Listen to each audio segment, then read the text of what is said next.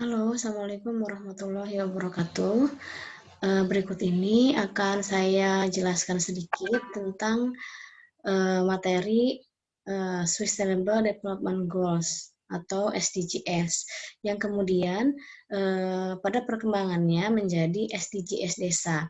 Nah, pada minggu kemarin saya sempat memberikan tugas untuk Anda membaca dan meresume sebuah buku digital begitu tentang Sustainable Development Goals desa. Ya, nah semoga Anda sudah punya gambaran tentang sedikit apakah tujuan-tujuan yang terdapat dalam Sustainable Development Goals desa khususnya. Nah, sebelum ke SDGs desa, saya ingin menjelaskan terlebih dahulu tentang MDGs, karena MDGs inilah yang kemudian menjadi tolak ukur perkembangan SDGs dan SDGs desa. Nah, MDGs atau kepanjangannya adalah Millennium Development Goals, sering diartikan sebagai tujuan pembangunan milenium. Mengapa demikian? Karena MDGs dimulai pada tahun 2000 atau tepat dimulainya milenium baru atau periode 1000 tahun kedua atau disebutnya milenium kedua. Nah, MDGs ini berakhir pada 2015 atau berjalan dalam kurun waktu 15 tahun. Dan kemudian dilanjutkan dengan program SDGs pada tahun 2015 sampai dengan 2030. Nah, MDGs merupakan kesepakatan dari negara-negara di dunia, anggota PBB khususnya, dalam program pembangunan di berbagai negara untuk menghadapi tantangan dalam milenium baru yang ditandai dengan adanya era globalisasi. Nah, makanya salah satu tujuan dari MDGs adalah mengembangkan partnership atau kerjasama global untuk pembangunan. Karena tren pada waktu itu adalah munculnya globalisasi atau bagaimana ruang-ruang di antara negara-negara ini kemudian lebih terbuka dan lebih dapat diakses oleh negara lain. Artinya, secara teknologi atau secara globalisasi ini kemudian setiap negara menjadi lebih terbuka seperti itu. Nah, ini adalah 8 tujuan MDGs yang akan dicapai pada tahun 2015 ya. Tujuan yang pertama yaitu di sini disebutkan adalah mengurangi atau menghilangkan kemiskinan yang ekstrim dan kelaparan. Ya, yang kedua adalah bagaimana sekolah atau sekolah dasar khususnya secara universal dapat diterima oleh masyarakat. Artinya berhubungan dengan angka melek huruf yang seharusnya sudah tinggi atau justru atau dengan kata lain menghapuskan buta huruf. Yang ketiga yaitu tujuan mempromosikan kesetaraan gender dan pemberdayaan perempuan. Yang keempat yaitu tentang mengurangi kematian anak, khususnya bayi dan anak di bawah 1 tahun. Yang keenam yaitu bagaimana meningkatkan kesehatan ibu hamil, ya. Yang ketujuh, yaitu tujuan bagaimana berperang gitu ya, melawan HIV/AIDS, malaria dan penyakit yang lainnya. Dan yang ketujuh yaitu memastikan adanya lingkungan yang berkelanjutan. Artinya lingkungan alam yang ada tidak digunakan secara eksploitatif, ya. Dan yang kedelapan, tadi seperti sudah saya sampaikan, yaitu bagaimana tujuan-tujuan dalam MDGs ini dapat dilakukan secara bersama-sama, seiring tadi dengan adanya globalisasi dan adanya kemudahan akses untuk melihat dan masuk ke dalam negara lain. Nah, ini adalah 8 tujuan MDGs yang sudah berakhir pada tahun 2015, yang kemudian dilanjutkan oleh SDGs, yaitu dimulai pada tahun 2015 dan berakhir pada tahun 2030 nanti. Nah, di sini disebutkan bahwa SDGs atau dengan kata lain bisa disebut sebagai tujuan global atau juga sering dikatakan sebagai tujuan pembangunan berkelanjutan, seperti itu, adalah sebuah kesepakatan universal untuk melakukan tindakan-tindakan khususnya dalam mengakhiri atau menghapuskan kemiskinan dan menjaga bumi ini supaya dapat diwariskan kepada generasi yang selanjutnya dengan potensi-potensi yang ada. Jadi tidak mewariskan bumi yang rusak begitu kepada anak cucu kita nanti. Dan memastikan bahwa orang-orang yang terdapat di dunia ini merasakan kehidupan yang damai dan sejahtera. Nah, itu menurut UNDP. Disebutkan juga bahwa SDGs ini merupakan sama kesepakatan di forum PBB seperti MDGs sebelumnya yang dideklarasikan pada sidang umum PBB yang ke-70. Nah, berbeda dengan MDGs, SDGs memiliki tujuan lebih banyak karena satu tujuan dalam MDGs ini kemudian dipecah menjadi beberapa tujuan, ya, yaitu pada akhirnya SDGs ini memiliki 17 tujuan dan 165 sasaran pembangunan berkelanjutan yang akan final pada tahun 2030. Nah, ini adalah tagline atau semboyan SDGs, yaitu Leave No One Behind. Artinya tidak boleh ada satu orang pun tertinggal. Semuanya harus bersama-sama menikmati pembangunan, semuanya bersama-sama berada dalam barisan yang sama untuk memajukan negaranya, memajukan bangsanya, seperti itu. Ya.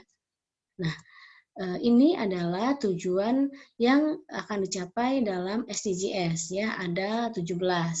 Yang pertama yaitu menghapuskan kemiskinan, yang kedua menghapuskan kelaparan, yang ketiga mendapatkan kesehatan yang baik dan secara terus-menerus begitu. Kemudian mendapatkan pendidikan berkualitas dan kelima adanya kesetaraan gender.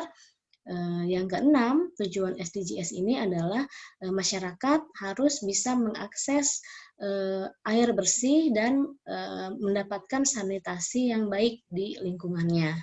Yang ketujuh yaitu adanya clean energy, ya, ketersediaan sumber daya gitu ya, sumber daya dan energi yang bersih.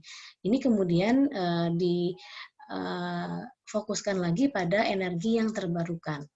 Yang kedelapan yaitu adanya kesetaraan dalam mendapatkan lapangan pekerjaan dan juga pertumbuhan ekonomi yang merata begitu ya, yang dapat dirasakan oleh setiap warga negara. Yang kesembilan yaitu adanya industri, inovasi, dan infrastruktur. Nah, ini adalah tiga hal yang saling berkaitan, karena ketika infrastrukturnya sudah baik, maka akan ada investor yang datang untuk menanamkan saham, gitu ya, menanamkan modal untuk membuat sebuah industri, dan juga memberikan inovasi-inovasi, seperti itu.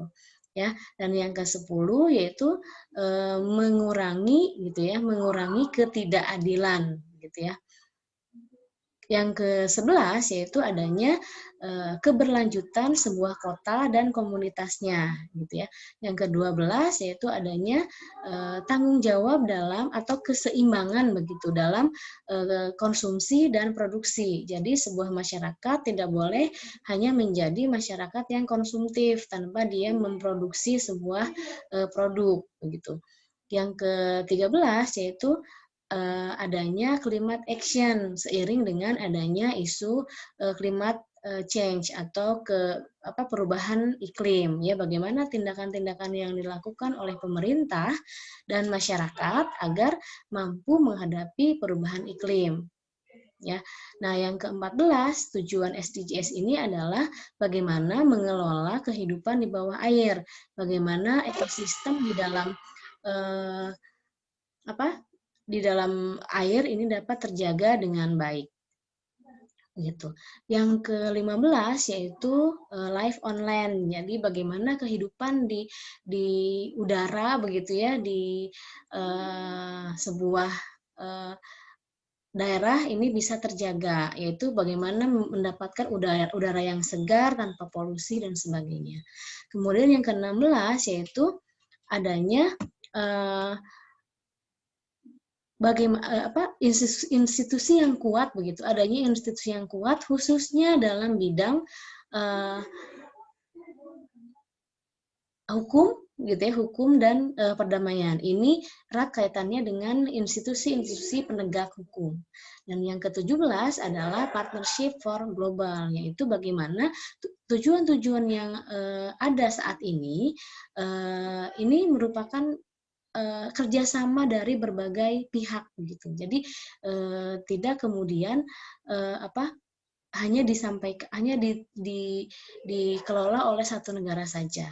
Nah, kemudian setelah adanya SDGs, ada yang disebut SDGs desa. Ini sebenarnya masih baru, tahun 2020. Mengingat adanya masalah-masalah yang terdapat dalam SDGs. Misalnya ini, Indonesia ternyata peringkat SDGs-nya turun begitu ya. Pada tahun 2020 ini menjadi peringkat ke-101 negara begitu kan, ini sangat memprihatinkan.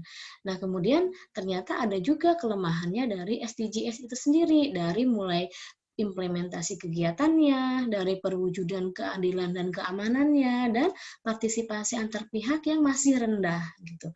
Ya, sementara di Indonesia sendiri 91% wilayahnya adalah pemerintahan desa gitu ya, atau terdapat wilayah 74.953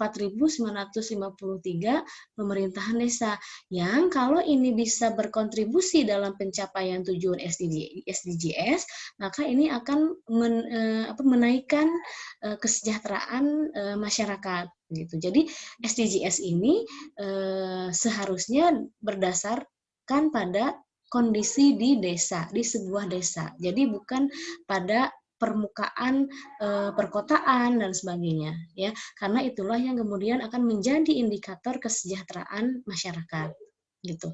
Karena nah ini kemudian didefinisikan bahwa SDGs desa ini merupakan implementasi yang konkret dan mikro untuk mencapai tujuan SDGs secara nasional ya.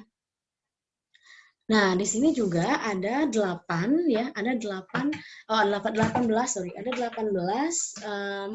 tujuan SDGs desa nih ya. Ini lebih banyak gitu ya.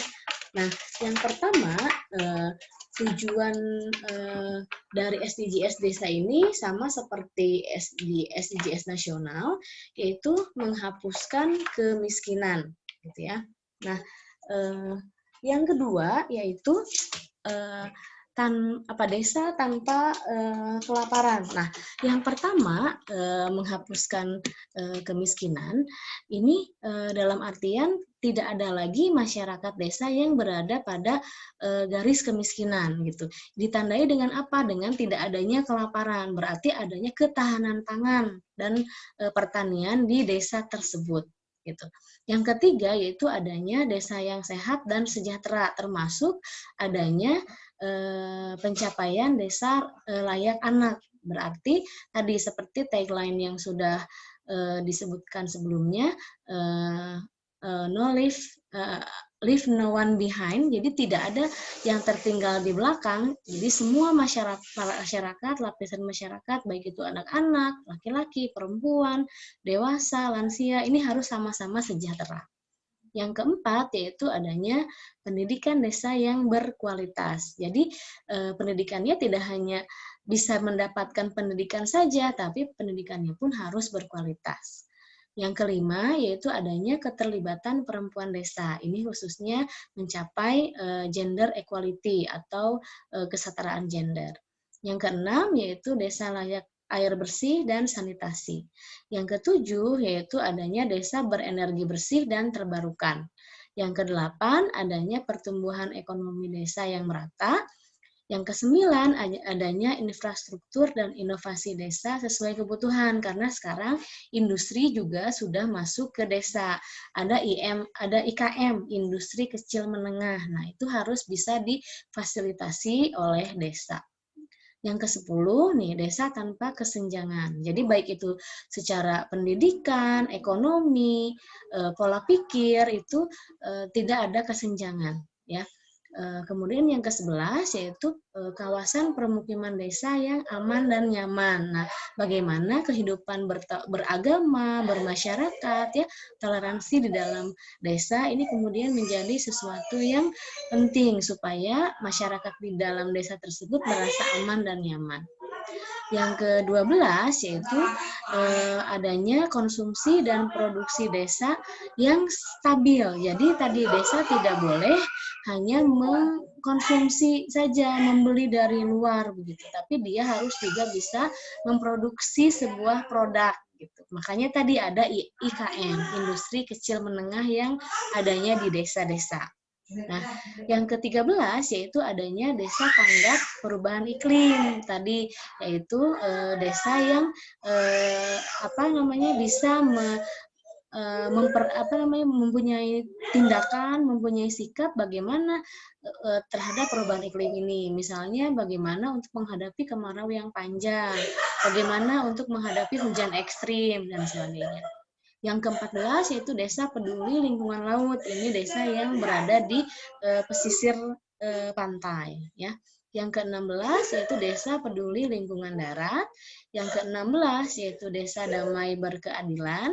Ya, yang ke-17 yaitu kemitraan untuk pembangunan desa. Ini adalah yang disebut dengan global partnership gitu. Jadi desa ini tidak bisa bekerja sendiri, tapi dia harus berkolaborasi, bekerja sama dengan institusi yang lain, dengan lembaga agama, dengan perguruan tinggi, gitu ya, dengan pihak swasta gitu untuk mencapai tujuan-tujuan dalam SDGs desa ini. Dan yang ke-18 yaitu kelembagaan desa yang dinamis dan budaya desa yang adaptif. Ini berkaitan dengan bagaimana perangkat desa mempunyai pemikiran yang terbuka dan dinamis terhadap perubahan-perubahan yang ada. Jadi tidak etnosentris, tidak tertutup pemikirannya, tidak primitif seperti itu ya, tapi dia sudah lebih terbuka pemikirannya. Nah, saya ingin mengambil di sini ada 7 saja contoh dari pencapaian SDGs desa ini. Selebihnya nanti Anda bisa mempelajari dengan mengakses situs yang akan saya sampaikan di akhir penjelasan ini. Ya, yang pertama dalam menghapus kemiskinan. Nah, targetnya adalah pada tahun 2030 kemiskinan di desa di seluruh Indonesia ini 0%, yaitu tidak ada lagi masyarakat yang berada di garis kemiskinan, apalagi di bawah garis kemiskinan. Yaitu indikator dari pencapaian SDGs tujuan pertama. Yang kedua yaitu tanpa kelaparan. Tidak ada orang yang kelaparan di desa tersebut pada tahun 2030. Termasuk tidak hanya tidak kelaparan, tapi juga mempunyai kedaulatan pangan. Artinya desa tersebut dapat bertindak begitu, dapat melakukan sebuah sikap untuk mencapai kedaulatan pangan. Bagaimana ketersediaan pangan dapat terjamin di desa tersebut, termasuk juga memperbaiki nutrisi gitu dan mempromosikan pertanian berkelanjutan. Yang ketiga, di sini ada contoh pencapaian atau target dari desa sehat dan sejahtera. Tadi bagaimana misalnya setiap orang yang berada di dalam desa itu merasakan manfaat pembangunan, ya, misalnya ini memperbaiki kondisi anak-anak, menurunkan tingkat kematian anak baru lahir dan bayi, kemudian bagaimana memperbaiki puskesmas atau balai-balai pengobatan, bagaimana mengupayakan persalinan yang sehat dan dibantu oleh tenaga medis, gitu. Bagaimana mengadakan alat-alat kesehatan, pengobatan dan sebagainya. Gitu. Nah, kemudian tujuan yang kelima, yaitu pada tahun 2020 dalam keterlibatan perempuan desa diharapkan semua warga desa berada dalam posisi yang adil dan tanpa diskriminasi. Ya, artinya sudah dapat menghapus segala kekerasan terhadap perempuan dan anak, baik itu dari sisi KDRT, bullying, dan sebagainya.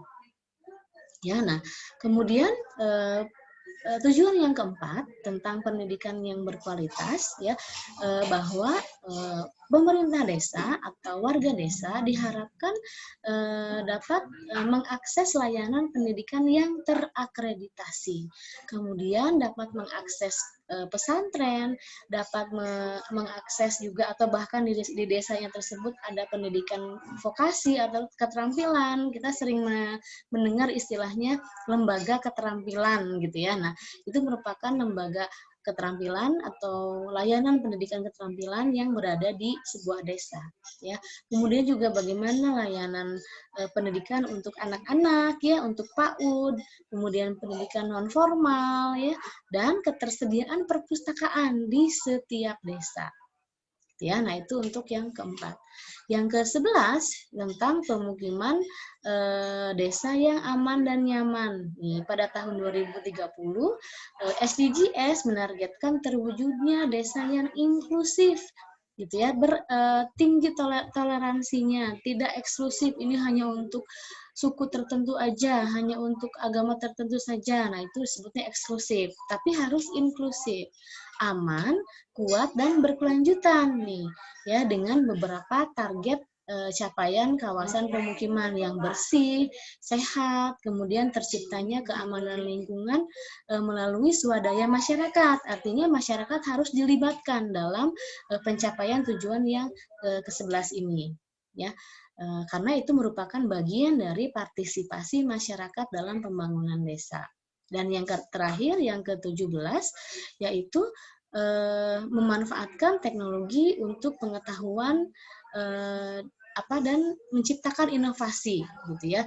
Ini harus bekerja sama antara pemerintah desa dengan pihak lain, baik itu perguruan tinggi, kemudian dunia usaha, maupun dari